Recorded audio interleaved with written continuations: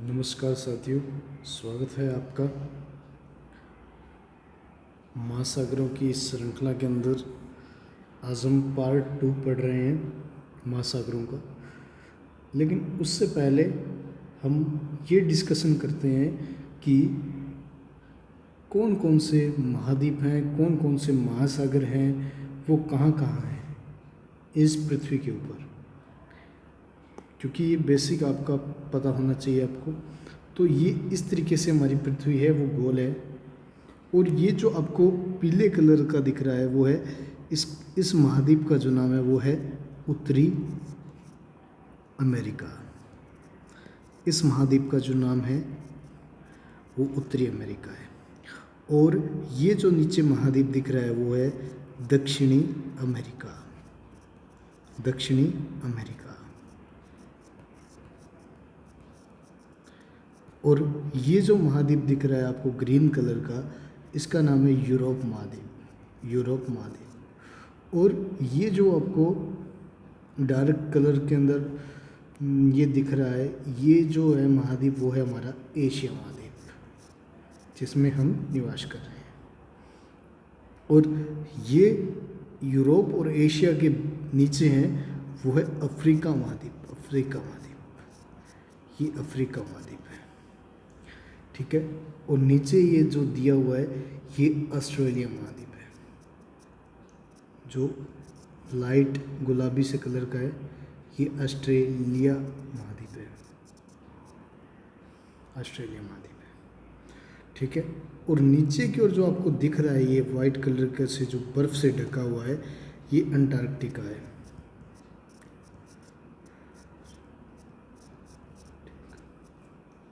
ठीक है। अब ये देख पा रहे हो आप, पृथ्वी गोल है। ये जो इस महाद्वीप का एशिया का जो हिस्सा है वो आपको कुछ इधर भी नज़र आ रहा होगा, ये रहा, ठीक है। क्योंकि पृथ्वी गोल है इस तरीके से, ये इधर कनेक्ट है उत्तरी अमेरिका के पास, ठीक है। तो अब यहाँ से क्या है, यहाँ पे अपनी वो क्या थी, हमने पढ़ी भी थी, एक संधि थी जिसका नाम था बेरिंग जल संधि। बेरिंग जल संधि, जिससे अंतर्राष्ट्रीय तिथि रेखा भी गुजरती है, ये हम पढ़ चुके हैं। यहाँ पे बेरिंग जल संधि है। अब हम महासागरों की बात करते हैं, तो महासागर आज हम जो पढ़ने जा रहे हैं वो है अटलांटिक महासागर। अटलांटिक महासागर। और वो कहाँ कहाँ है अभी आप देखेंगे।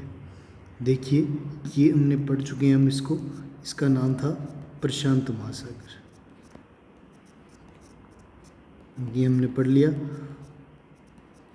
और इसकी लोकेशन को भी हमने देख लिया था। यहाँ भी प्रशांत महासागर है, इस हिस्से में भी, ठीक है। ये प्रशांत महासागर का सारा हिस्सा है, ठीक है।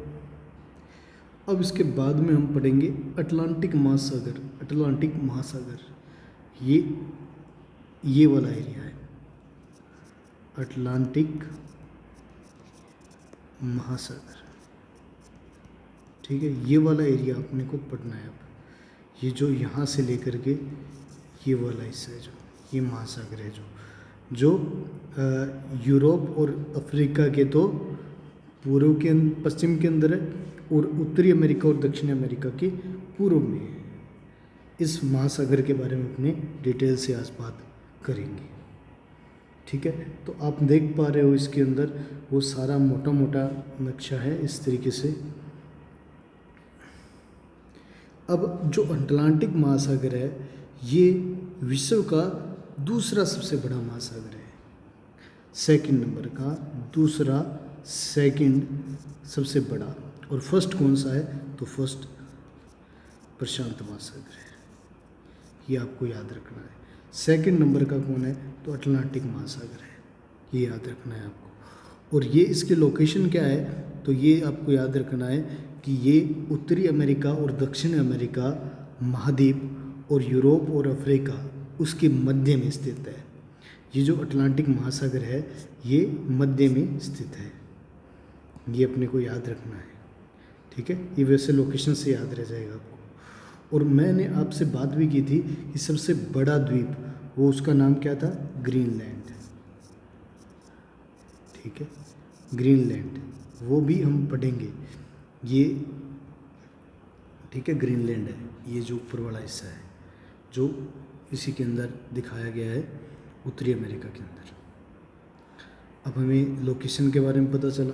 और इस महासागर की जो आकृति आप देखेंगे ना, आप ध्यान से देखिए, आप इस महासागर की जो आकृति है इस महासागर की, वो आप देखेंगे तो इस तरीके से आ रहा है, यानी किस आकृति का है ये महासागर, तो आप देखेंगे कि एस आकार के समान है ये। ठीक है, और एक महत्वपूर्ण बात इसके बारे में, एस आकार का है, ये याद रखनी है आपको बात। और इससे एक महत्वपूर्ण और बात बताता हूँ आपको।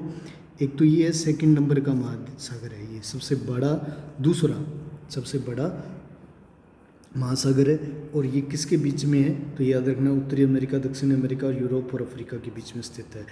और अब महत्वपूर्ण बात ये है कि विश्व का सबसे व्यस्ततम महासागर है ये, सबसे व्यस्ततम महासागर है ये, सबसे व्यस्ततम, व्यस्त रहता है,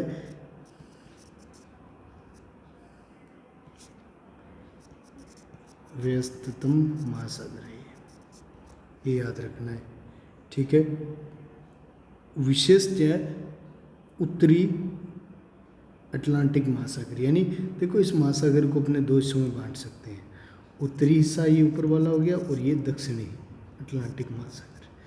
ऊपर वाला हिस्सा है वो सबसे व्यस्ततम महासागर की श्रेणी में आता है। ठीक है,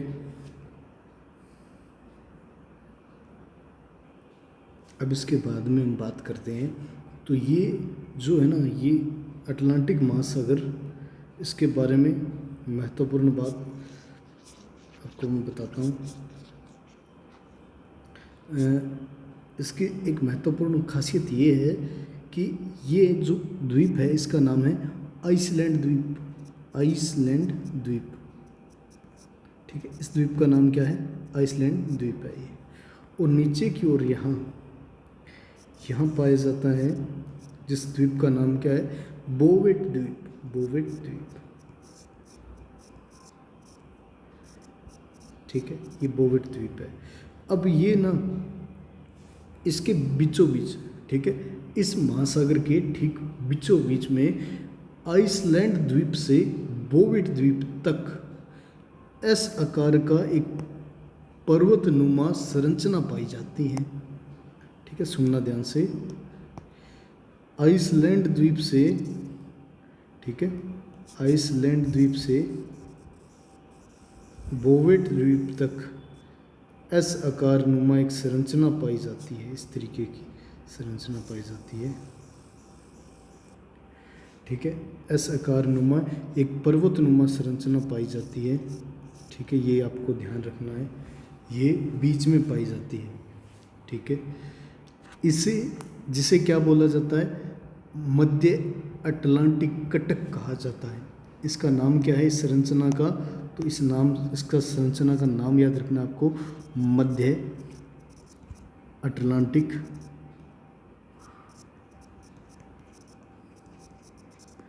कटक। ठीक है, कटक। अब आप ये भी जानते हैं कि भूमध्य रेखा यानी 0 डिग्री वाली रेखा वो लगभग यहाँ से गुजरती है, इस तरीके से होते हुए। ठीक है, ये 0 डिग्री रेखा है, ये 0 डिग्री रेखा है।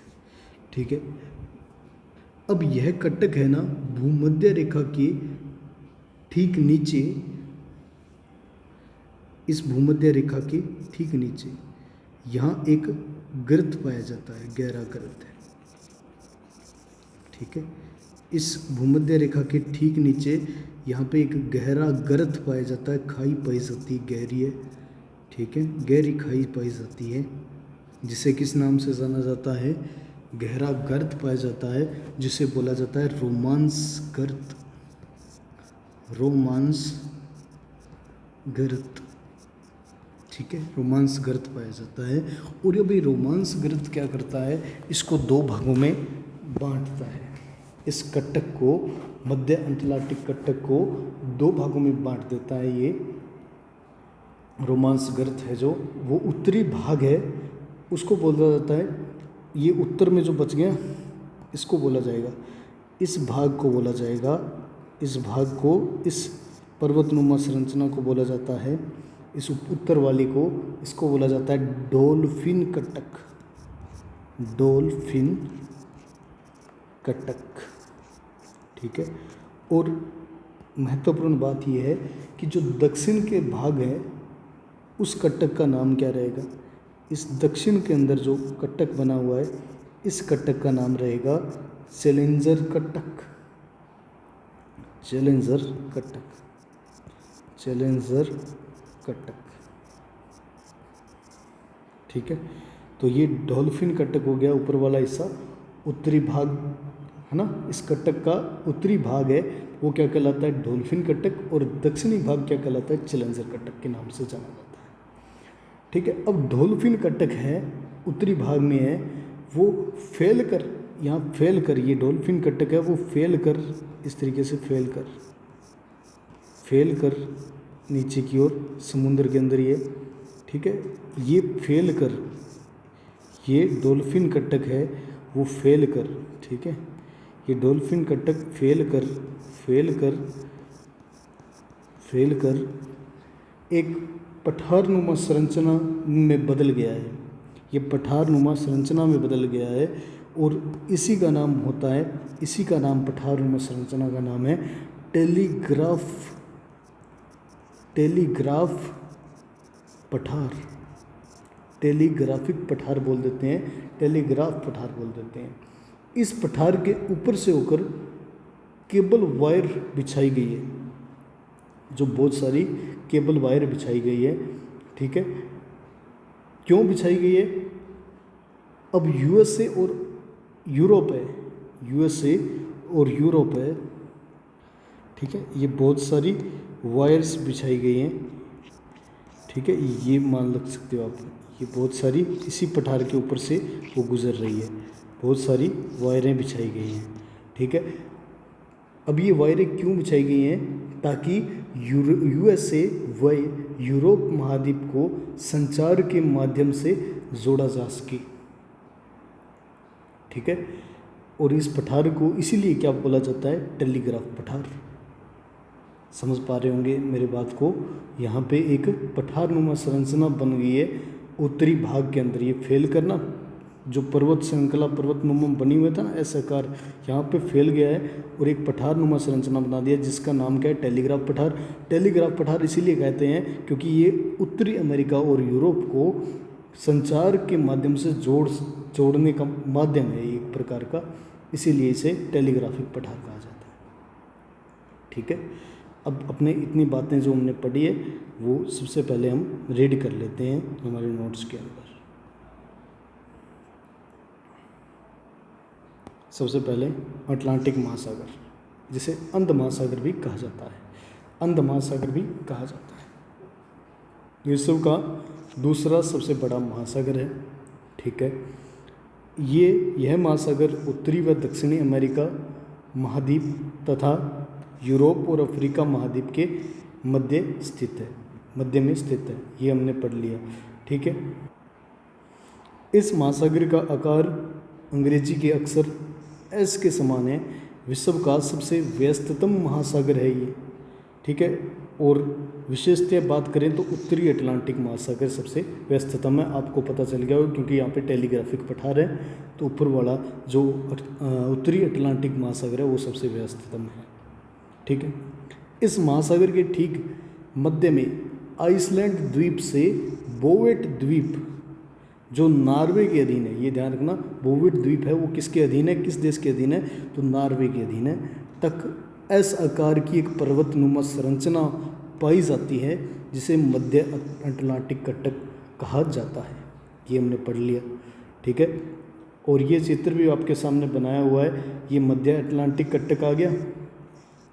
और इसका ऊपर वाला भाग डॉल्फिन कटक कहलाता है और नीचे वाला भाग चैलेंजर कटक कहलाता है, और बीच में जहाँ से 0 डिग्री रेखा गुजरती है वो रोमांस गर्त कहलाता है। ये हमने पढ़ लिया, ठीक है। अब आगे हम इसी को और थोड़ा सा अच्छे से पढ़ लेते हैं। यह कटक भूमध्य रेखा के ठीक नीचे स्थित रोमांस गर्त भूमध्य रेखा के ठीक नीचे, ये देखो भूमध्य रेखा के ठीक नीचे रोमांस गर्त के द्वारा 2 भागों में विभाजित है। जो ये कटक बना है एस आकार का, ये 2 भागों में विभाजित है। किसके द्वारा? तो रोमांस गर्त के द्वारा। उत्तरी भाग है उसी को बोला जाता है डॉल्फिन कटक, और दक्षिणी भाग है उसको चैलेंजर कटक के नाम से जाना जाता है, ठीक है। अब डॉल्फिन कटक उत्तरी भाग में फैलकर एक पठारनुमा संरचना में बदल गया है। इसे टेलीग्राफ पठार कहा जाता है। इस पठार के ऊपर से होकर केबल वायर बिछाई गई हैं ताकि यूएसए और यूरोप महाद्वीप को संचार के माध्यम से जोड़ा जा सके। इसीलिए इस पठार को टेलीग्राफिक पठार कहा जाता है, ठीक है। आप लोग ये समझ गए होंगे। अब कुछ द्वीप आते हैं, उनके बारे में हम पढ़ रहे हैं। अटलांटिक महासागर में स्थित जो द्वीप हैं, द्वीपीय देश हैं, उनके बारे में पढ़ रहे हैं। पहला द्वीप जो हमारे इस अटलांटिक ओशियन के अंदर है, ठीक है, ये इस अटलांटिक ओशियन के अंदर है, वो पहला द्वीप ये है क्यूबा, जो आपको नज़र आ रहा होगा।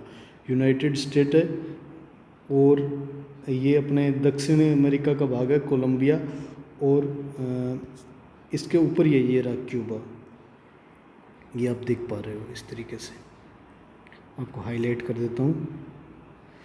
ये क्यूबा, ये जो द्वीप है ये इसी अटलांटिक महासागर के अंदर आता है, ठीक है। अब इसके बारे में हम बात करते हैं, कुछ महत्वपूर्ण तथ्य बात करते हैं, डिस्कशन करते हैं। अब क्यूबा फेमस किस लिए है? तो ये जो है ये क्यूबा, ये महत्वपूर्ण बात ये है कि उत्तरी अटलांटिक महासागर में है ये। अब देखो अटलांटिक महासागर के 2 हिस्से बनाए हैं अपने, ठीक है, एक तो है उत्तरी और एक दक्षिणी। तो ये उत्तरी अटलांटिक महासागर के अंदर है। और एक महत्वपूर्ण इसकी बात ये है कि इसकी जो राजधानी है वो क्या है? इसकी राजधानी है वो है हवाना, ठीक है, इसकी राजधानी हवाना है। और क्यूबा, ये जो क्यूबा देश है ये उत्तरी अटलांटिक महासागर के अंदर है, और राजधानी इसकी हवाना। और ये किस लिए प्रसिद्ध है? ये क्यूबा देश है वो गन्ने से चीनी निर्माण हेतु विश्व प्रसिद्ध है। गन्ने से चीनी निर्माण करता है ये, ठीक है, इसलिए ये बहुत प्रसिद्ध है। और इसके बारे में बात करें तो इसीलिए इसको उपनाम भी मिला है। इसका उपनाम है क्यूबा का, वो है चीनी का कटोरा या चीनी के कटोरे के नाम से प्रसिद्ध है ये, ठीक है। ये याद रखना है, इतनी बातें इसके अंदर याद रखनी है क्यूबा के बारे में। अब सेकंड द्वीप के बारे में बात करते हैं, जिसका नाम है फोकलैंड द्वीप। ये वाला द्वीप है, ठीक है। ये द्वीप है जो अपने ये दक्षिण अमेरिका है उसके पास ही है, नीचे की ओर।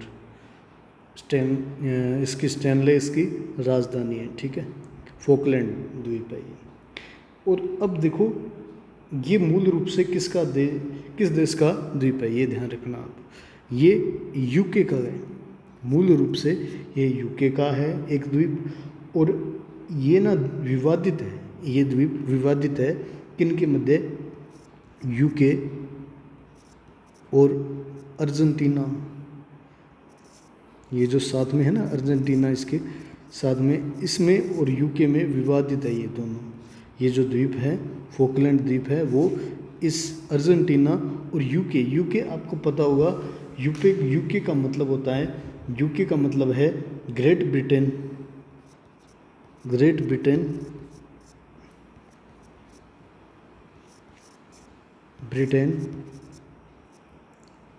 ग्रेट ब्रिटेन प्लस उत्तरी आयरलैंड, ये सारा मिलके क्या कहलाता है,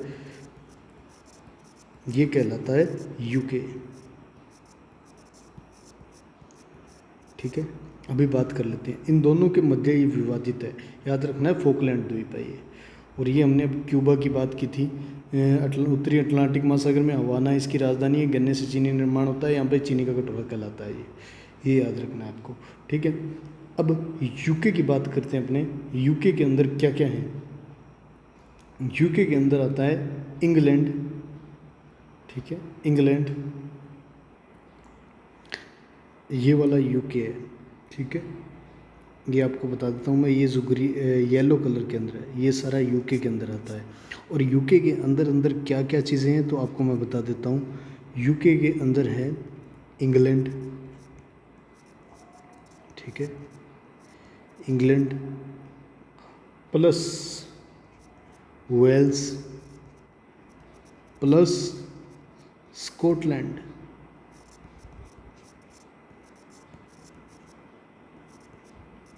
ठीक है, ये तीन देश मिलकर के क्या बनाते हैं, याद रखना, ये ग्रेट ब्रिटेन बनाते हैं।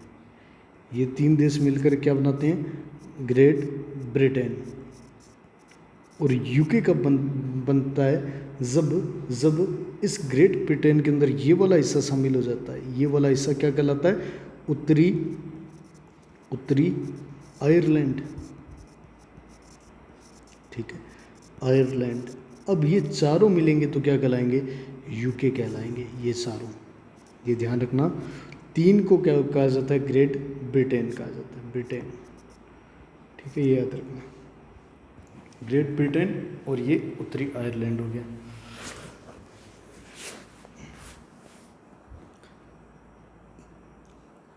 अब इसके बाद में अपने नोट्स की ओर चलते हैं, नोट्स पढ़ते हैं, उसके बाद में हमने आगे और पढ़ेंगे।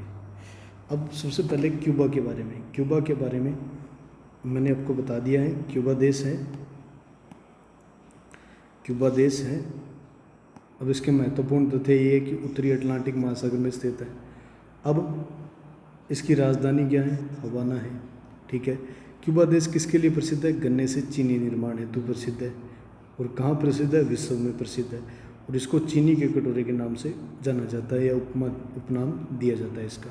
अब इसके बाद में फोकलैंड द्वीप, फोकलैंड द्वीप मैंने आपको बता दिया, ये मूल रूप से तो किसका है, यूके देश का द्वीप है। लेकिन ये यूके और अर्जेंटीना दोनों देशों के मध्य ये क्या है, विवादित है। बस ये याद रखना है आपको। और मैंने ये भी आपको बताया कि स्कॉटलैंड, ठीक है, इंग्लैंड और वेल्स, ये तीनों मिलकर के क्या बनाते हैं, ग्रेट ब्रिटेन बनाते हैं। ग्रेट ब्रिटेन है वो इंग्लैंड, वेल्स और स्कॉटलैंड का हिस्सा है। और बात करते हैं यूके की, यूके क्या है, यूके ग्रेट ब्रिटेन तो है ही है पूरा का पूरा, और उत्तरी आयरलैंड और मिल जाए उसके अंदर तो ये बन जाएगा यूके, बन जाता है इससे। इंग्लैंड, वेल्स, स्कॉटलैंड और उत्तरी आयरलैंड ये सारे मिलकर के यूके बनाते हैं। मोटे शब्दों में कहा जाए तो ग्रेट ब्रिटेन और उत्तरी आयरलैंड। अब इसके बाद में हम पढ़ते हैं आइसलैंड द्वीप के बारे में। आइसलैंड द्वीप, ग्रीनलैंड आपको पता है सबसे बड़ा द्वीप है, इसके बारे में। और न्यू फाउंडलैंड द्वीप के बारे में पढ़ेंगे, पनामा नहर के बारे में पढ़ेंगे। अब ये चार टॉपिक इकट्ठे समझा दिए जाएंगे आपको पहले, अब इसके बाद में आप ये नोट्स पढ़ सकते हैं। सबसे पहले बात करते हैं हम आइसलैंड द्वीप की। ये वाला जो द्वीप है ये आपको दिख रहा होगा, ये आइसलैंड द्वीप है।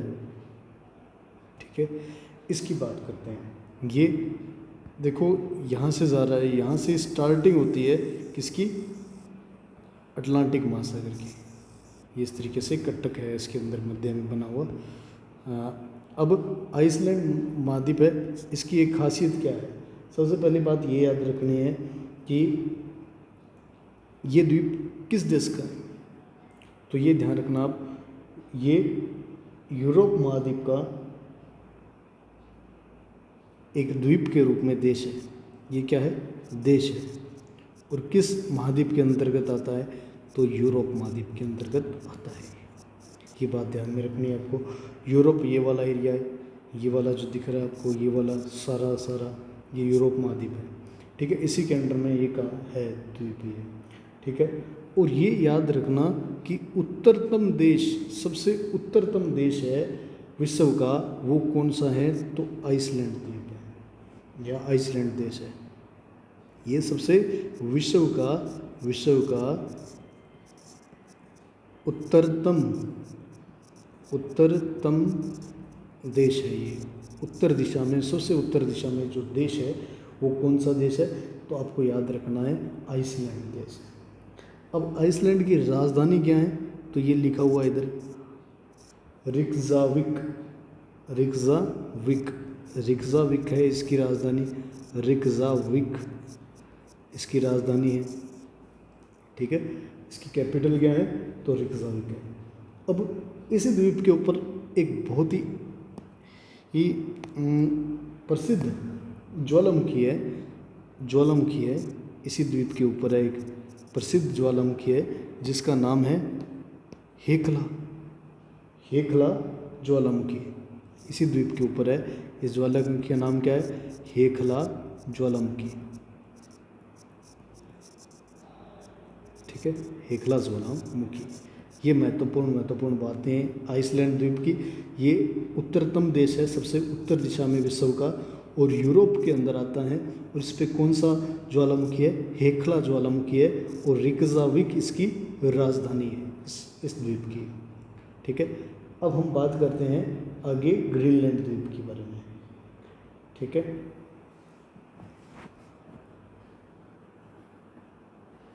अब ग्रीनलैंड के बारे में अपनी बात करते हैं सारी, ग्रीनलैंड द्वीप के बारे में। ये ग्रीनलैंड द्वीप है, आप देख पा रहे हो इसको,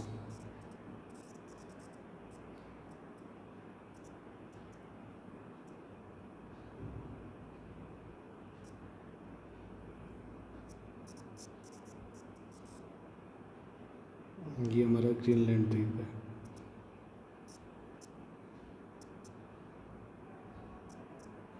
ठीक है, ग्रीनलैंड द्वीप है।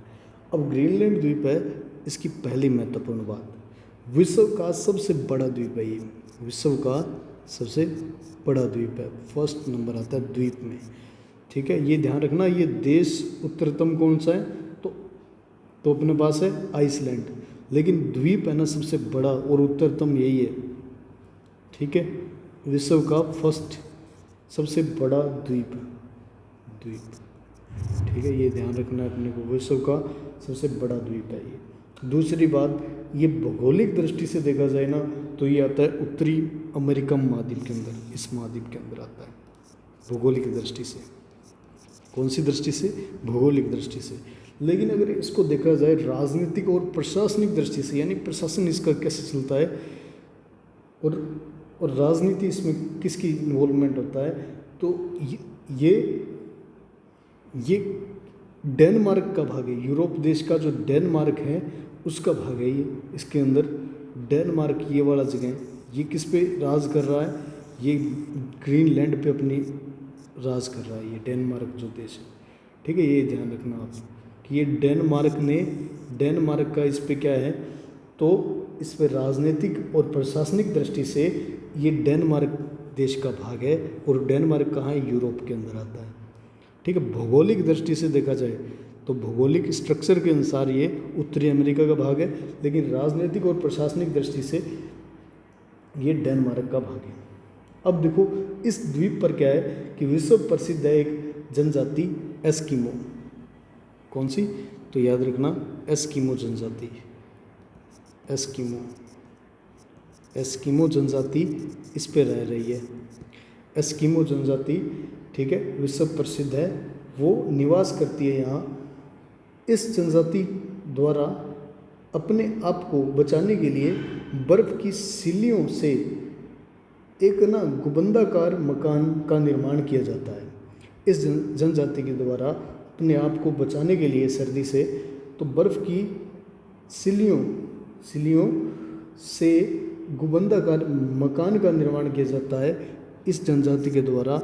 उसी मकान को क्या बोला जाता है, तो उसी मकान को बोला जाता है इग्लू, ठीक है, इग्लू। अब ये इग्लू के अंदर चले जाते हैं लोग यहाँ के, और एक पशु की खाल का यूज़ करते हैं ठंड से बचने के लिए, और उस जंतु का नाम है रेनडियर। रेनडियर एक जंतु है, उसकी खाल का प्रयोग किया जाता है इनके द्वारा, ठीक है, ठंड से बचने के लिए। अब ग्रीनलैंड है, उसकी जो राजधानी है वो क्या है, तो ये इधर लिखा हुआ है नूक। इसकी राजधानी क्या है, तो नूक इसकी राजधानी है, नूक इसकी राजधानी है। अब देखो दो जल धाराएं आती हैं, एक तो इधर से आती है, ये लेब्राडोर सी है ना, यहाँ से एक जल धारा आती है जिसका नाम है अपने पश्चिम दिशा से आई हुई लेब्राडोर की ठंडी जलधारा। यहाँ से ठंडी जलधारा आती है, ठीक है, ठंडी जलधारा आती है। और यहाँ से इधर की ओर पूर्व से जो पूर्वी ग्रीनलैंड है, इससे आती है इधर की ओर आती है पूर्वी ग्रीनलैंड की ठंडी जलधारा, ठीक है। ठंडी जलधाराएं दो आपस में आकर के यहाँ पे मिलती हैं और इस एरिया पे मिलती हैं। यहाँ से आती है पूर्वी ग्रीनलैंड की ठंडी जलधारा और इधर लेब्राडोर की ठंडी जलधारा, यहाँ पे आके मिलती हैं, ठीक है, प्रवाहित होती हैं। और ये ग्रीनलैंड द्वीप के पूर्व दिशा से पूर्वी ग्रीनलैंड की ठंडी जलधारा और पश्चिम दिशा से लेब्राडोर की ठंडी जलधारा प्रवाहित होती है, ये याद रखना है आपको, ठीक है। अब आगे चलते हैं अपने न्यूफाउंडलैंड द्वीप की ओर, न्यूफाउंडलैंड द्वीप की ओर। तो याद रखना लेब्राडोर की ठंडी जलधारा इधर से आती है और पूर्वी ग्रीनलैंड से इधर से ठंडी जलधारा आती है। अब हम चलते हैं न्यूफाउंडलैंड द्वीप, ये इसी के साथ है। और आपको मैंने बताया भी था 5वें नंबर का जो द्वीप है वो बाफिन द्वीप है। तो बाफिन द्वीप ये वाला हिस्सा है, ये देख लो, ठीक है। अब ये न्यूफाउंडलैंड द्वीप की बात करते हैं इसकी, ठीक है, न्यूफाउंडलैंड द्वीप। अब ये जो द्वीप है ये किसका भाग है, तो ये याद रखना कनाडा देश का एक द्वीप है, इस कनाडा का ये, ठीक है, कनाडा देश का एक द्वीप है ये, जो उत्तरी यानी नॉर्थ अटलांटिक ओशियन में स्थित है, ठीक है।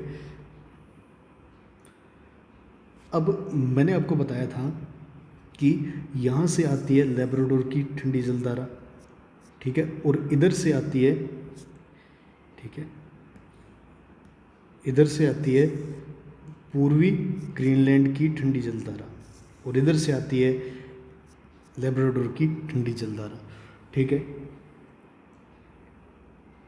और यहाँ पे गल्फ स्ट्रीम की गर्म जलधारा भी आकर के मिलती है इसी इलाके के अंदर, गल्फ स्ट्रीम की गर्म जलधारा, ठीक है। ये गल्फ स्ट्रीम की जो गर्म जलधारा है ये तीसरे नंबर वाली है, ये यहाँ से निकलती है, कहाँ से, मेक्सिको की खाड़ी से चलती है और उत्तरी अटलांटिक महासागर में इधर की ओर बहती है ये, ठीक है। ये जो जलधारा है वो भी इधर की ओर मूवमेंट करती है। अब इधर से आती है पूर्वी ग्रीनलैंड की ठंडी जलधारा और इधर से आती है लेब्राडोर की ठंडी जलधारा और इधर से आ रही है गल्फ ऑफ मेक्सिको की खाड़ी से निकल के आ रही है। वो कौन सी आ रही है, तो आपको याद रखनी है वो गर्म जलधारा है और इसको बोला जाता है गल्फ स्ट्रीम की गर्म जलधारा। अब यहाँ पे तीनों का मिक्सर होता है, इसके पास ही यहाँ पे मिश्रण हो जाता है इन तीनों जलधाराओं का, ठीक है। तो अब जहाँ पे ये आपस में मिलती है ना तीनों जलधाराएं, ठीक है, यहाँ पे क्या होता है, ग्रैंड बैंक मछली पालन क्षेत्र का विकास होता है, ग्रैंड बैंक मछली पालन क्षेत्र का विकास होता है यहाँ पे, ठीक है, ग्रैंड बैंक मछली पालन, ठीक है, यहाँ पे निर्माण होता है इसका। और ये किसके नज़दीक होता है, तो न्यूफाउंडलैंड द्वीप के अंदर होता है। और यहाँ पे मछली पकड़ने का कार्य है वो यूएसए कर रहा है, ये यहाँ पे मछली पकड़ने आता है और यहाँ कनाडा भी आता है मछली पकड़ने के लिए। तो यहाँ पे 3 जलधाराएं आकर मिलती हैं न्यूफाउंडलैंड द्वीप के पास ही, ध्यान रखना ये। और ये कौन कौन सी हैं तो आपको याद रखनी है, ये लेब्राडोर की ठंडी जलधारा, लेब्राडोर की ठंडी जलधारा, और ये इधर से पूर्वी ग्रीनलैंड की ठंडी जलधारा, और इधर से गल्फ स्ट्रीम की आएगी गर्म जलधारा, गर्म, ठीक है, गर्म जलधारा आती है। दोनों आपस में मिलते हैं तो यहाँ पे एक ग्रैंड बैंक बनता है जिसमें मछली पालन, ठीक है, पालन क्षेत्र का विकास होता है, ठीक है। अब ये याद रखना है आपको। इसके बाद में हम चलते हैं पनामा नहर की ओर, पनामा नहर, ठीक है। ये आप लोग जानते हो, ये उत्तरी अमेरिका है महाद्वीप है, और ये दक्षिण अमेरिका महाद्वीप है। इन्हीं के मध्य देखो, उत्तरी अमेरिका महाद्वीप है और दक्षिण अमेरिका महाद्वीप है, इन्हीं के मध्य में एक नहर निकाली गई है यहाँ से, ठीक है, आप मान सकते हो यहाँ से, ठीक है। अब इस नहर है ना, इसी नहर का नाम क्या है, पनामा, ये पनामा नहर है, पनामा क्षेत्र भी बोला गया है इसको, या पनामा सिटी भी बोला जाता है। तो ये वाला एरिया है ना, यहाँ से एक नहर निकाली गई है जो क्या करती है, उत्तरी अटलांटिक महासागर को, ये उत्तरी अटलांटिक महासागर है, ये उत्तरी अटलांटिक महासागर है, आप देख पा रहे हो ये वाला नॉर्थ अटलांटिक ओशियन, ठीक है, और उत्तरी अटलांटिक महासागर है, इसको उत्तरी प्रशांत महासागर, ये इधर वाला क्या है, इधर वाला क्या है तो आप लोग जानते हो उत्तरी प्रशांत महासागर, उत्तरी प्रशांत महासागर,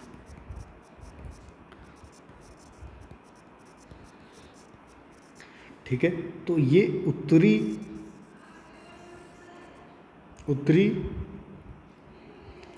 अटलांटिक महासागर को उत्तरी प्रशांत महासागर से जोड़ने का काम करती है, ठीक है। तो पनामा नहर है वो जोड़ती है, ठीक है। और ध्यान रखना, ये कैरेबियन सागर को उत्तरी प्रशांत महासागर से जोड़ती है, तो ये कैरेबियन सी है, ये देख पा रहे हो आप इधर, ये कैरेबियन सी है, इसको भी जोड़ रही है किसके साथ, तो उत्तरी प्रशांत महासागर से। और देखो एक तो ये है बात अपने पास कि ये कैरेबियन सी को भी जोड़ती है प्रशांत महासागर से, उत्तरी प्रशांत महासागर से, और उत्तरी अटलांटिक महासागर को भी जोड़ती है उत्तरी प्रशांत महासागर से, ठीक है। अब इस नहर का निर्माण किसने करवाया था, वो सारी बातें अपने चर्चा करते हैं। तो इस नहर के निर्माण की बात करते हैं अपने, ठीक है। इस नहर का जो निर्माण हुआ था इसका, वो हुआ था 1914 के अंदर, 1914 के अंदर हुआ था। और किसके द्वारा करवाया गया था, तो USA के द्वारा प्रारंभ किया गया था, ठीक है, ये करवाया गया था काम चालू, ठीक है। निर्माण कार्य इसका पूरा कब हो गया था, तो ये 1918 के अंदर बनकर तैयार हो गई थी, ठीक है। अब इस नहर के निर्मित होने जाने से क्या फ़ायदा हुआ, तो 2 शहर हैं USA के, ये वाला USA यूनाइटेड स्टेट है, इसका एक शहर तो है सैन फ्रांसिस्को, जो आपको दिख रहा है इधर मैप के अंदर, सैन फ्रांसिस्को, ठीक है, सैन फ्रांसिस्को यहाँ पे है, इस एरिया में है। और दूसरा शहर का नाम है, जिसका नाम है न्यूयॉर्क, ये रहा इधर यहाँ है, ठीक है, वाशिंगटन DC के पास, वाशिंगटन DC है ना, उसके पास ही है न्यूयॉर्क और सैन फ्रांसिस्को। अब इनके बीच अगर जाना होता था यहाँ से यहाँ तक, तो कैसे क्या रूट था, तो इसके ये सैन फ्रांसिस्को से जाना है मेरे को न्यूयॉर्क के पास, तो इस तरीके का रूट होता था जो मैंने आपको बताया। तो इस तरीके से समुद्र को पार करना पड़ता था, या फिर लोकल वाहन के द्वारा जा सकते थे, तो लेकिन समुद्र का रास्ता यही था, ठीक है। अब यहाँ की जो दूरी थी यहाँ से लेकर के यहाँ तक की 12-13 हज़ार से भी ज़्यादा, बहुत ज़्यादा किलोमीटर, ठीक है। अब यहाँ से यहाँ इस माध्यम से जाएं, पनामा नहर से होकर के जाएं, सैन फ्रांसिस्को से न्यूयॉर्क जाना है, किसके द्वारा जा रहे हो आप, पनामा नहर के माध्यम से जा रहे हो। तो अब क्या होगा कि आपकी डिस्टेंस होगी वो 12 से 13 हज़ार किलोमीटर कम हो जाएगी, कम चलना पड़ेगा, ठीक है। ये बात आपको ध्यान में रखनी है कि इससे क्या हुआ, सैन फ्रांसिस्को और न्यूयॉर्क के मध्य की दूरी है वो 12 से 13 हज़ार किलोमीटर कम हो गई। ठीक है, अब इस नहर की जो लंबाई है, इसकी लेंथ है वो कितनी है, लंबाई कितनी है, तो 82 किलोमीटर है इसकी। और चौड़ाई यानी बिड्थ कितनी है इसकी, तो बिड्थ है इसकी 90 मीटर। ओनली चौड़ाई इसकी 90 मीटर ही है, 90 मीटर है। और गहराई कितनी है इसकी, गहराई है वो है 15 मीटर, ये याद रखना 15 मीटर है इसकी गहराई। और 82 किलोमीटर इसकी लेंथ है, लंबाई इसकी, इस नहर की। ठीक है, अब इसमें क्या है, लॉक सिस्टम बने हुए हैं इस नहर के ऊपर। क्या है, लॉक सिस्टम बने हुए हैं इस नहर के ऊपर। क्या बने हुए हैं, लॉक सिस्टम बने हुए हैं। ये जैसे मान लो नहर है, तो इसके ऊपर क्या है, लॉक सिस्टम बने हुए हैं। 3 लॉक प्रमुख हैं इसके अंदर, ध्यान रखना 3 लॉक सिस्टम बने हुए हैं यहाँ पे। 3 लॉक सिस्टम है, जिसका नाम क्या है, पहले का नाम है मीरा फ्लोवर लॉक। क्या नाम है, याद रखना, मीरा फ्लावर या फ्लोरस भी बोल देते हैं, फ्लावर्स लॉक। ठीक है, मीरा फ्लावर्स लॉक। और दूसरे लॉक का नाम है पेड्रो मिंगुअल, पेड्रो मिंगुअल लॉक। ठीक है, और तीसरा लॉक का नाम है वो है गाटुम लॉक, गाटुम लॉक।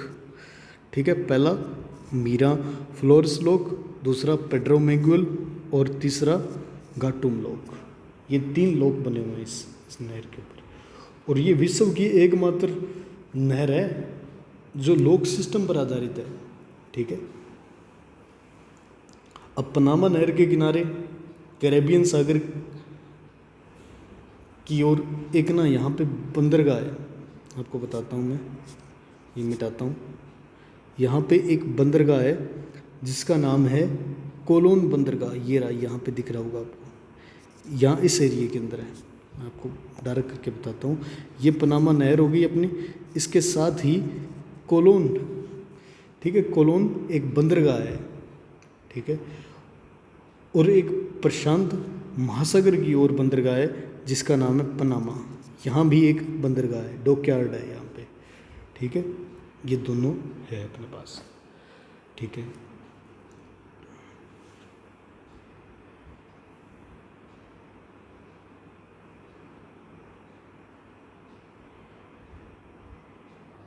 अब इसके बाद में अपने बात करते हैं एक जल संधि के बारे में। ये हमारा है, आप लोग जानते हो, ये वाला उत्तरी अमेरिका महाद्वीप है और ये वाला दक्षिण अमेरिका महाद्वीप है और ये अफ्रीका महाद्वीप है, ये वाला दिख रहा है जो। ठीक है, ये अफ्रीका महाद्वीप है और ये ऊपर वाला यूरोप महाद्वीप है, ये वाला। ठीक है, ये यूरोप महाद्वीप है। अब यूरोप और अफ्रीका दोनों को ना एक जल संधि है वो अलग करती है। ये यहाँ पर है वो जल संधि, जिसका नाम है जिब्राल्टर जल संधि। इसका नाम क्या है, जिब्राल्टर जल संधि, जिब्राल्टर जल संधि, जिब्राल्टर जल संधि, जिब्राल्टर जल संधि, इसका नाम है इस संधि का। ठीक है, अब जिब्राल्टर जल संधि क्या करती है, ये उत्तरी अटलांटिक महासागर है, ये उत्तरी अटलांटिक महासागर है, ये वाला। इसको जोड़ती है किसके साथ, ये भूमध्य सागर है। ये जो आपको दिख रहा है ना, ये वाला जो हिस्सा, ये सारा का सारा भूमध्य सागर का हिस्सा है। ये भूमध्य सागर है सारा का सारा। ठीक है, ये जोड़ती है किसको, जिब्राल्टर जल संधि जोड़ती है किसको, उत्तरी अटलांटिक महासागर को भूमध्य सागर से जोड़ती है। ये एक महत्वपूर्ण तथ्य है इसका। और अलग किसको करती है, तो आपको याद रखना है यूरोप महाद्वीप को अफ्रीका महाद्वीप से अलग करती है ये। ठीक है, और अब देखो इसका एक उपनाम है। तो देखो इस संधि के अंदर आते ही आपको क्या स्टार्ट हो जाएगा, भूमध्य सागर हो जाएगा। तो इसको क्या बोला जाता है, इस जल संधि को क्या बोला जाता है, भूमध्य सागर का प्रवेश द्वार कहा जाता है। भूमध्य सागर का प्रवेश द्वार कहा जाता है, उस उपनाम से इसको जाना जाता है, इस संधि को। ठीक है, अब इसके बाद में हम बात करते हैं डोवर जल संधि।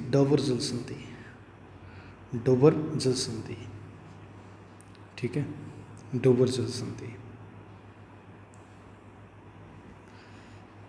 जल संधि की बात करते हैं अपने। मैं देखता हूँ कहाँ आपको समझाया जा सकता है इस जल संधि को। ठीक है, डोवर जल संधि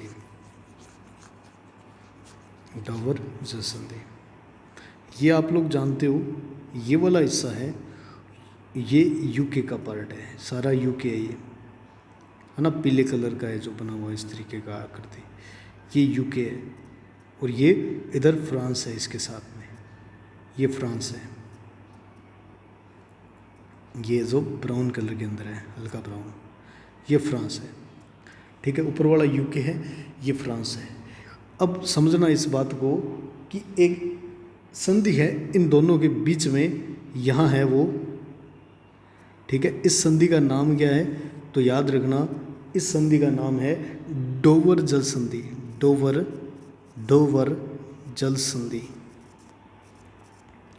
डोवर जल संधि, ये इस संधि है ये। ठीक है, अब ये क्या करती है, ये उत्तरी सागर है, इधर वाला उत्तरी सागर है, इसका नाम है। यहाँ पे एक समुद्र है, उसका नाम क्या है, उत्तरी सागर है। और ठीक है, उत्तरी सागर है ये। और इधर की ओर क्या है, इधर की ओर है, ठीक है, इधर की ओर है इंग्लिश चैनल। ठीक है, अब उत्तरी सागर को इंग्लिश चैनल से जोड़ने का काम करती है, कौन करती है, तो वो डोवर जल संधि करती है। ठीक है, ध्यान रखना, याद रखना, उत्तरी सागर को इंग्लिश चैनल से जोड़ना है तो वो काम कौन करेगी, इंग्लिश चैनल, ये इधर वाला है। ठीक है, इधर वाला सागर है ना, वो इंग्लिश चैनल के नाम से जाना जाता है, या कैल्टिक सागर भी बोल देते हैं इसको। ठीक है, तो इससे जोड़ना है तो ये कौन जोड़ेगा, तो याद रखना ये डोवर जल संधि जोड़ेगी। और डोवर जल संधि दो देशों को अलग अलग करती है। वो कौन कौन से देश हैं, तो याद रखना फ्रांस और यूके, यूनाइटेड किंगडम, यानी यूके और फ्रांस को अलग अलग करने वाली संधि है, वो कौन सी है, तो डोवर जल संधि है। ठीक है, अब इंग्लिश चैनल क्या है, इसके बारे में थोड़ी सी बात कर लेते हैं। इंग्लिश चैनल है इधर वाला हिस्सा, ये वाला, समझ पा रहे हो आप, इधर वाला हिस्सा है। और ऊपर वाला हिस्सा क्या है, तो नॉर्थ सी है, वो उत्तरी सागर है। इधर वाला हिस्सा इंग्लिश चैनल है। इंग्लिश चैनल है वो किसका भाग है, तो याद रखना नॉर्थ यानी उत्तरी अटलांटिक महासागर का भाग है वो इंग्लिश चैनल। ठीक है, इंग्लिश चैनल है वो किसका भाग है, तो उत्तरी अटलांटिक सागर का भाग है। ठीक है, इसका भाग है। अब इसके बाद में इसको ना तैरकर पार करने वाली जो न्यूनतम दूरी है, यहाँ से यहाँ तक, अगर बड़े रूप में मैं समझाऊँ आपको तो इस तरीके से आप समझ सकते हैं। ये हमारा हो गया, और इधर की ओर है फ्रांस, इधर की ओर, ये मान लो फ्रांस है, ये फ्रांस है और ये यूके है। ठीक है, इधर ये अपनी हो गई डोवर जल संधि है। और इधर क्या है, कौन सा सागर है, उत्तरी सागर है। और इधर क्या है, इंग्लिश चैनल है। इसको पार करना है तो कम से कम दूरी कितनी है, 35 किलोमीटर है, यहाँ की है वो नज़दीक की 35 किलोमीटर है। ठीक है, अब इसको पार करने वाला जो प्रथम भारतीय पुरुष है, इंग्लिश चैनल को तैरकर पार करने वाला प्रथम भारतीय पुरुष है, वो उसका नाम क्या है, तो मिहिर सेन है। मिहिर सेन भारत का फर्स्ट पुरुष है जिसने ये पार किया है। और प्रथम महिला कौन सी है जिसने इंग्लिश चैनल को पार किया है तैर करके, तो उसका नाम है आरती शाह। आरती शाह, ये याद रखना है आपको, ठीक है। और राजस्थानी महिला कौन सी है और पुरुष कौन सा है जिसने तैर करके पार किया हो, तो राजस्थान की जो महिला है उसका नाम है भक्ति शर्मा, जिसने इंग्लिश चैनल को पार किया तैर करके, उसका नाम क्या है, तो भक्ति शर्मा है इसका नाम। और इस लड़का कौन है, पुरुष कौन है जिसने तैर कर पार किया और वो राजस्थानी है, वो उसका नाम है पीयूष शर्मा। पीयूष शर्मा और भक्ति शर्मा ये दोनों राजस्थान के हैं, याद रखना, ये दोनों कहाँ के हैं, राजस्थान के हैं, राजस्थान के हैं, जिन्होंने तैर करके पार किया है, ठीक है। तो ये याद रखना है आपको। इंग्लिश चैनल के बारे में मैंने बता दिया, डोबर जल संधि के बारे में बता दिया मैंने। अब इसके बाद में हम बात करते हैं साउथ हैम्पटन, ठीक है, साउथ हैम्पटन की बात करते हैं। लेकिन उससे पहले अपने जहाँ तक हमने रीडिंग कर ली है उससे आगे थोड़ा रीडिंग कर लेते हैं, दोबारा से इनको थोड़ा दोहरा लेते हैं हमारे नोट्स के अंदर। सबसे पहले हमने पढ़ा आइसलैंड द्वीप के बारे में। आइसलैंड द्वीप के बारे में हमने पढ़ा, तो आइसलैंड द्वीप कहाँ था, उत्तर की ओर था, याद रखो। तो सबसे पहली बात यही है कि ये किस महाद्वीप का द्वीप है, तो यूरोप का द्वीप है, ठीक है। और ये उत्तरतम देश है और इसकी राजधानी क्या है, रेयकाविक है, ये भी याद रखा था। और इस पे एक विश्व प्रसिद्ध ज्वालामुखी की मैंने बात की थी जिसका नाम था हेकला ज्वालामुखी। और इस द्वीप से ही क्या स्टार्ट होता है, मध्य अटलांटिक कटक जो पर्वतनुमा संरचना बनी हुई है अटलांटिक महासागर के अंदर, वो इसी द्वीप से स्टार्ट होती है। अब इसके बाद में हमने पढ़ा था ग्रीनलैंड द्वीप, ठीक है। ग्रीनलैंड द्वीप जो विश्व का सबसे बड़ा द्वीप है, ये भी हमने पढ़ लिया था। और ये भौगोलिक दृष्टि से तो किसका भाग है, उत्तरी अमेरिका का भाग है, लेकिन राजनीतिक और प्रशासनिक दृष्टि से ये किसका भाग है, यूरोप महाद्वीप के डेनमार्क देश का भाग है, डेनमार्क का भाग है। और यहाँ पे विश्व प्रसिद्ध जनजाति कौन सी रहती है, एस्किमो निवास करती है। यह जनजाति अपने आप को ठंड से बचाने के लिए बर्फ़ की सीढ़ियों से निर्मित एक गुंबदाकार मकान का निर्माण करती है, जिसे इग्लू कहा जाता है। और इग्लू में ये क्या करते हैं, रेंडियर नामक जंतु की खाल का प्रयोग किया जाता है। जो इग्लू बनाते हैं उसमें रेंडियर नामक जंतु की खाल का प्रयोग करते हैं, और ये ठंड से बचने के लिए, ठीक है। अब ग्रीनलैंड द्वीप है, उसकी राजधानी कौन सी है, तो नूक है इसकी राजधानी। और ग्रीनलैंड द्वीप के पूर्व दिशा से कौन सी जलधारा बहती है, तो पूर्वी ग्रीनलैंड की ठंडी जलधारा बहती है। और पश्चिम दिशा से लैब्राडोर की ठंडी जलधारा प्रवाहित होती है। अब इसके बाद में हमने पढ़ा था न्यूफाउंडलैंड द्वीप। न्यूफाउंडलैंड द्वीप कहाँ है, ये कनाडा देश का एक द्वीप है, ठीक है। और उत्तरी अटलांटिक महासागर में ही स्थित है ये। और इस द्वीप के निकट क्या होता है, लैब्राडोर की ठंडी जलधारा और पूर्वी ग्रीनलैंड की ठंडी जलधारा और गल्फ स्ट्रीम की गर्म जलधारा, तीनों आपस में मिलने से क्या बनता है, ग्रैंड बैंक बनता है, जहाँ पे मछली पालन क्षेत्र का विकास होता है। और मछली पकड़ने का कार्य कौन कौन कर रहे हैं, तो यूएसए और कनाडा देशों द्वारा किया जाता है। अब इसके बाद में हमने पढ़ी थी वो थी पनामा नहर। पनामा नहर, ये नहर क्या है, उत्तरी अटलांटिक महासागर में, ये भी हमें पता चल गया था। और ये उत्तरी अटलांटिक महासागर को उत्तरी प्रशांत महासागर से जोड़ती है, ये भी देखा था हमने। और कैरेबियन सागर को उत्तरी प्रशांत महासागर से जोड़ती है, ये भी हमने देखा।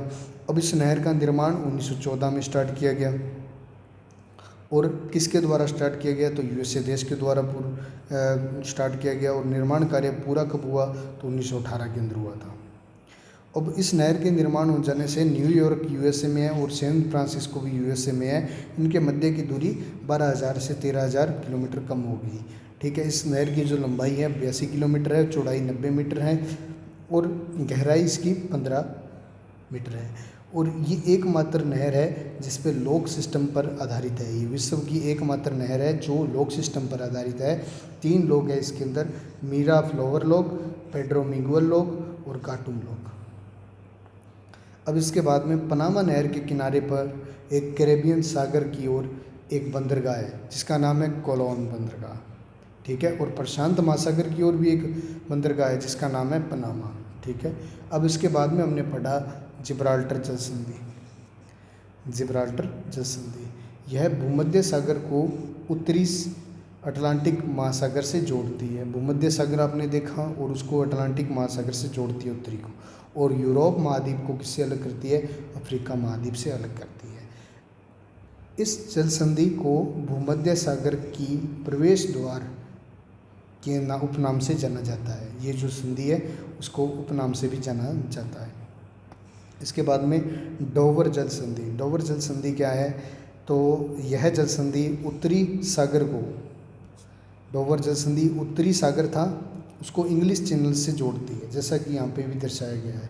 ये उत्तरी सागर है, ये इंग्लिश जल चैनल हो गया, इससे जोड़ती है। यह जल संधि यूके देश को फ्रांस से अलग करती है। यूके देश ये ऊपर वाला हो गया, ये फ्रांस हो गया नीचे वाला, ये अलग अलग करती है इनको, ठीक है। इंग्लिश चैनल क्या है, अब इसके बारे में बात करते हैं। तो उत्तरी अटलांटिक महासागर का एक भाग है, इधर वाले का भाग है। इसको तैर कर पार करने में की न्यूनतम जो दूरी है वो 35 किलोमीटर है। और ये कहाँ है? यूके और फ्रांस देश के मध्य है, ये वाला चैनल है, ये वाला मैंने बताया था आपको।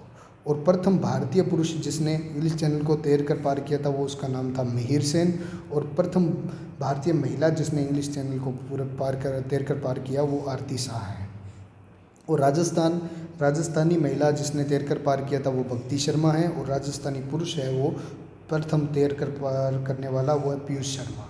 अब साउथ हैम्पटन की बात करते हैं अपने। साउथ हैम्पटन एक जगह है, उसके बारे में चर्चा करते हैं। सामान्यतः किसी भी समुद्र तटीय क्षेत्र में, समुद्र तटीय क्षेत्र है जहाँ पे, वहाँ पे एक दिन में कितनी बार आते हैं? 2 बार ज्वार आते हैं। लेकिन यूके देश है उसका साउथ हैम्पटन नामक स्थान है, वहाँ पे एक दिन में 4 बार ज्वार आ रहे हैं, 4 बार ज्वार आते हैं। 2 बार ज्वार इंग्लिश चैनल से आते हैं और 2 बार ज्वार आते हैं उत्तरी सागर से आते हैं, ठीक है। उत्तरी सागर ये आप समझ सकते हो, ये रहा उत्तरी सागर और ये है इंग्लिश चैनल। साउथ हैम्पटन के अंदर 4 बार ज्वार आ रहे हैं, वो यहीं इसके नज़दीकी हैं, ठीक है। वैसे तो जो भी समुद्र वाले इलाके हैं उनके पास 2 बार ज्वार आते हैं दिन में, लेकिन यूके देश का जो साउथ हैम्पटन है उसके अंदर 4 बार ज्वार आ रहे हैं। 2 बार तो इंग्लिश चैनल से आते हैं और 2 बार उत्तरी सागर से आते हैं। अब देखो ये चित्र बनाया गया है, ये पृथ्वी जब घूर्णन गति करती है तो कौन सा बल बार की ओर, एक इसकी आकृति थोड़ी सी बड़ी हुई से नज़र आती है अपकेंद्रीय बल के कारण, ठीक है। और ये गुरुत्वाकर्षण बल जो वो होता है जो खींचती है पृथ्वी कोई भी अपनी वस्तु को अपनी ओर, ठीक है। ज्वार आता है वो आता है 12 घंटे 26 मिनट और भाटा आता है वो 6 घंटे 13 मिनट। अब अपने इस बार ज्वार भाटा यानी टाइड इसके बारे में थोड़ा सा जानकारी लेंगे। सामान्यतः समुद्री तल का ऊपर उठना क्या कहलाता है? ज्वार कहलाता है, और नीचे गिरना क्या कहलाता है? भाटा, ठीक है। ज्वार भाटे की प्रथम व्याख्या किसने की थी? तो आर्यभट्ट ने की थी। लेकिन प्रथम वैज्ञानिक व्याख्या किसने की थी? तो न्यूटन ने की थी 1687 में, गुरुत्वाकर्षण बल के सिद्धांत के आधार पर की थी इसने। गुरुत्वाकर्षण बल जो होता है ना उस, ठीक है, ये एक पिंड है दूसरे को कंट्रोल करके रखता है उस बल के माध्यम से। अब न्यूटन के अनुसार है वो है चंद्रमा और सूर्य की गुरुत्वाकर्षण शक्तियों के द्वारा पृथ्वी एक निश्चित भाग पर ज्वार की उत्पत्ति होती है, ठीक है। पृथ्वी के एक निश्चित भाग पर क्या होता है? एक ज्वार की उत्पत्ति होती है, यानी ऊपर उठना, समुद्र तल का ऊपर उठना हो जाता है, ठीक है।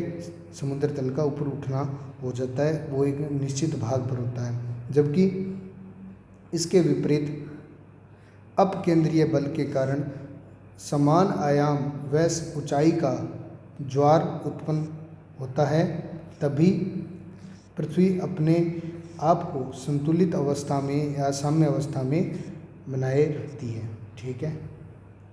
इसलिए न्यूटन का यह सिद्धांत गुरुत्वाकर्षण बल का सिद्धांत या साम्य अवस्था का सिद्धांत या संतुलन का सिद्धांत कहलाता है। अब न्यूटन के अनुसार किसी भी समुद्र तटीय क्षेत्र में 12 घंटे 26 मिनट बाद में ज्वार आता है उदाहरण के लिए किस स्थान पर सुबह 4 बजे ज्वार आता है, तब अगला ज्वार कितने बजे आएगा, वो शाम के 4:26 पर आएगा। उससे अगला ज्वार कब आएगा, तो अगले दिन 4:52 पर आएगा। न्यूटन के अनुसार एक ज्वार व एक भाटे के मध्य समय का अंतर कितना होता है, 6 घंटे 13 मिनट होता है। उदाहरण के लिए यदि किसी स्थान पर 12 बजे ज्वार आता है, तब भाटा कितने बजे आएगा, तो शाम को 6:13 पर आएगा। न्यूटन के अनुसार चंद्रमा व सूर्य की गुरुत्वाकर्षण शक्तियों का अनुपात कितना है, तो 11:5 है। गुरुत्वाकर्षण शक्ति है, एक पिंड होता है वो दूसरे पिंड को अपने पर बल लगा रहा है, वो एक पिंड दूसरे पिंड पे, है ना, वही गुरुत्वाकर्षण बल होता है। न्यूटन के अनुसार यदि किसी पिंड या वस्तु का द्रव्यमान बढ़ा दिया जाए तो गुरुत्वाकर्षण बल का मान क्या हो जाएगा, बढ़ जाएगा। ये तो कन्फर्म है कि कोई भी वस्तु जितना ज़्यादा भारी होगी उसका गुरुत्वाकर्षण बल उतना ही ज़्यादा होगा। द्रव्यमान घटाने से गुरुत्वाकर्षण बल का मान घट जाता है। इस प्रकार द्रव्यमान व गुरुत्वाकर्षण बल क्या हो गए, समानुपाती या अनुक्रमानुपाती संबंध पाया जाता है। न्यूटन के अनुसार यदि किसी पिंड या वस्तु की दूरी बढ़ा दी जाए तब गुरुत्वाकर्षण बल का मान क्या हो जाता है, कम हो जाता है। जैसे दो पिंड हैं वो बहुत ज़्यादा दूरी पर हैं, तो दूरी बढ़ने से क्या हो जाएगा, गुरुत्वाकर्षण बल का मान कम हो जाएगा। दूरी घटाने पर गुरुत्वाकर्षण बल का मान बढ़ जाता है। इसी प्रकार दूरी व गुरुत्वाकर्षण बल में क्या है, व्युत्क्रमानुपाती संबंध है। ठीक है, अब हम बात करते हैं कुछ महत्वपूर्ण तथ्यों की, जिसमें आती है फंडी की खाड़ी। फंडी की खाड़ी ये कहाँ है, तो उत्तरी अटलांटिक महासागर के तटीय क्षेत्र में कनाडा देश की इस खाड़ी में विश्व के सबसे ऊंचे ज्वार आते हैं। बस ये याद रखना है आपको कि फंडी की खाड़ी है, वहाँ पे सबसे ऊंचे ज्वार आते हैं। फंडी की खाड़ी में सबसे ज़्यादा ऊंचे ज्वार आते हैं और ये कनाडा देश में की है। ठीक है, कनाडा देश की है। अब इसके बाद में हम बात करते हैं लॉरेंस।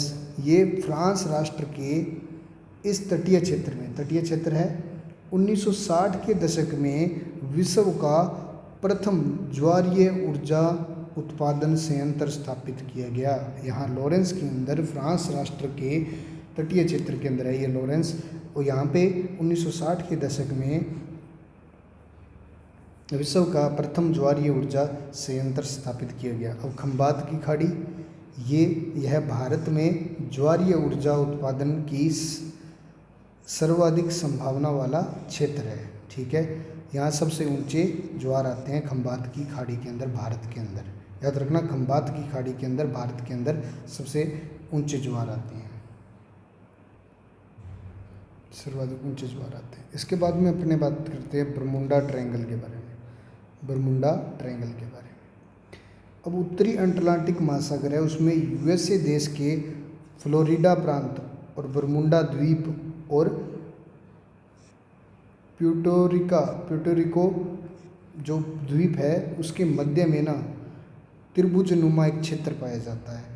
यहाँ प्रवाल भित्तियाँ पाई जाती हैं, प्रवाल भित्तियाँ पाई जाती हैं। ठीक है, ध्यान रखना, बरमुंडा यूएसए देश के फ्लोरिडा, बरमुंडा और प्यूर्टोरिको, ठीक है, द्वीप के मध्य में ना एक त्रिभुज नुमा क्षेत्र है, उसी का नाम क्या है, बरमुंडा त्रिकोण, या ठीक है, बरमुंडा त्रिकोण नाम है उसका। यहाँ पे प्रवाल भित्तियाँ पाई जाती हैं। प्रवाल भित्तियाँ अगर आपने जानना है तो आप देख सकते हैं उसको पढ़ के। ठीक है, प्रवाल भित्तियों के बारे में अगर मैं आपको बताऊं प्रवाल भित्तियों के बारे में, तो ये क्या होता है, पानी के नीचे पाई जाती हैं। समुद्र के अंदर जो पानी होता है उसके नीचे पाई जाती हैं, और एक छोटे जीव होते हैं, समुद्री जीव होते हैं, जिनका नाम होता है कोरल। उनके द्वारा क्या होता है कि कैल्शियम कार्बोनेट के कंकालों से ये बनी होती है। ठीक है, वो कोरल जो जीव है ना, वो स्रावित करता है, कंकाल से बनाता है, और उससे एक भित्ति का निर्माण होता है, दीवार सा निर्माण हो जाता है नीचे पानी की ओर, जिसको बोला जाता है प्रवाल भित्ति। ठीक है, अब आगे चलते हैं अपने दुर्गा आयामी क्रीक, दुर्गा दुआमी क्रीक। ठीक है, ये पश्चिम बंगाल के अंदर है, भारत के अंदर ही है। ठीक है, दुर्गा दुआमी क्रीक पश्चिम बंगाल राज्य के इस तटीय क्षेत्र में भारत के प्रायोगिक स्तर पर ज्वारीय ऊर्जा संयंत्र स्थापित किया गया। प्रायोगिक स्तर पर यह ज्वारीय ऊर्जा संयंत्र प्राप्त किया गया। ठीक है, तो अब देखो ज्वार भाटे की उत्पत्ति होती है वो न्यूटन के किन बलों के ने चर्चा की है न्यूटन ने। तो एक तो चंद्रमा का गुरुत्वाकर्षण बल, और एक सूर्य का गुरुत्वाकर्षण बल, और एक अपने उसने पृथ्वी के अपकेंद्रीय बल के बारे में चर्चा की थी। इन्हीं की वजह से ये ज्वार भाटे की उत्पत्ति होती है। अब इसके बाद में आता है डेविस जल संधि। डेविस जल संधि, ठीक है, डेविस जल संधि। ये आपको नक्शे के अंदर मैं दिखा देता हूँ कहाँ है, और अपने पढ़ लेंगे, बस इसको पढ़ना ही है अपने को। ठीक है, ये हमने देखा था ग्रीनलैंड, ये ग्रीनलैंड था हमारा, और ये बाफिन द्वीप था। ठीक है, इन्हीं के मध्य पाई जाती है ये कौन सी, डेविस जल संधि। ठीक है, डेविस जल संधि, डेविस जल संधि। अब आप पढ़ सकते हो इसको। यह जल संधि ग्रीनलैंड द्वीप को बाफिन द्वीप से अलग करती है। यह जल संधि बाफिन की खाड़ी को लेब्राडोर सागर से जोड़ती है। लेब्राडोर सागर से जोड़ती है। ये बाफिन की खाड़ी है ये ऊपर वाली, और ये लेब्राडोर सागर है नीचे की ओर था, जहाँ से ठंडी धारा जल धारा भी निकलती है, लेब्राडोर की ठंडी जल धारा। ये बाफिन की खाड़ी ऊपर की ओर है। ठीक है, और इधर बाफिन द्वीप है। इन दोनों को जोड़ने का काम कौन करती है, तो डेविस जल संधि कहती है। ये विश्व की सबसे चौड़ी जल संधि है, ये ध्यान रखना। और इस जल संधि से होकर के क्या निकलती है, लेब्राडोर की ठंडी जल धारा प्रवाहित होती है। ये हमारा हो गया पूरा अटलांटिक महासागर, और हमने बहुत ही डिटेल से पढ़ा। डेविस जल संधि आपको मैंने बताई, और डावर जल संधि बताई। ये यहाँ पे है, देखो आप, ये है डेविस स्ट्रीट, ये डेविस जल संधि है। ये बाफिन जो खाड़ी है उसको जोड़ रही है लेब्राडोर सी से, ये देख पा रहे हो आप। ठीक है, ये चौड़ी है सबसे। धन्यवाद।